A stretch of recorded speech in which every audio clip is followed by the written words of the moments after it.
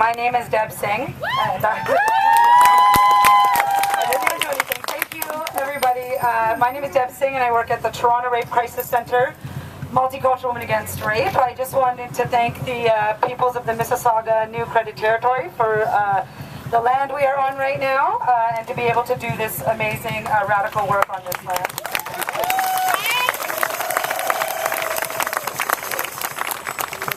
Sexual violence is one of the key ways to destroy any community. If you want to ruin a family, if you want to take away a woman's right in many, many different countries to be able to care for her family, get married, go to school, if you want to ruin a country, you can destroy those women by causing sexual assault on their bodies, sexual violence on their bodies. So sexual violence in our communities gets to the core of our communities. It destroys the core of our communities. I want to say thank you to the people who decided to create this march, create this rally today. It was a huge act of courage to say not just no to the people who are sexually assaulting women in many communities across Toronto, but it's a huge thing to say no as a big community and to make this much noise together.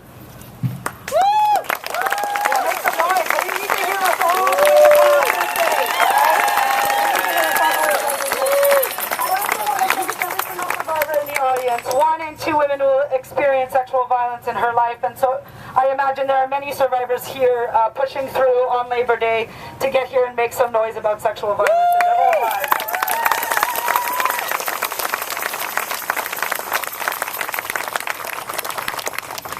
I also want to say that I'm disgusted. As a community member of the Annex Christie area for 6 or 7 years, I am thoroughly appalled, but I'm more appalled, even more appalled, by all the rapes that are happening, all the sexual assault that's happening across the city. There are reports from, the Queen and Sherbourne area, reports from the St. Clair North area. There's reports everywhere.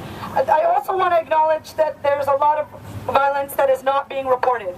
We know that when sexual assault happens, many people don't ever report it to the cops, mostly because the cops laugh in our faces, tell us that we were wearing something, or we're not to be believed in some way. So I want to just acknowledge that there are all these other assaults happening in this community right now. And thank you very much to the other speakers who spoke to many of the issues of why sexual assault happens in our families, in our communities and in our families.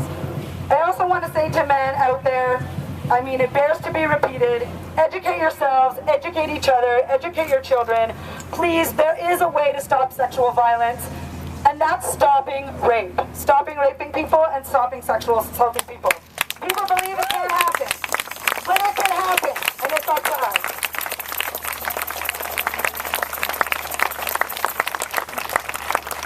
The last thing I want to say is something that you're going to have to say. I'm going to say something, and then you're going to say something back to me, okay? You kind of get it so far? So I'm going to say, and before I do say that, because that reminds me, take back the night. Right. So, this kind of reminds me of a little event I coordinate at the center that I'm lucky enough and privileged enough to do at the Rape Crisis Center, which is called Take Back the Night. Anybody ever heard of it? Thank you. So, this kind of reminds me of it. I'd like to cordially invite all of you to the Take Back the Night that's happening in Parkdale at 220 Cowan Avenue at the Mazarek Cowan Community Center on Saturday, September 15th in Parkdale. But there's also another community Take Back the Night happening in the Malvern community. They decided to do their own Take Back the Night, as we did tonight. So this is going to have some momentum. This is only the beginning of this momentum around the work that we're going to do in our communities to make some serious noise against sexual violence. So I'm going to say something and you're going to repeat back to me, okay? I'm going to say, women unite, take back the night, and you're going to say, stop rape now. Women unite, take back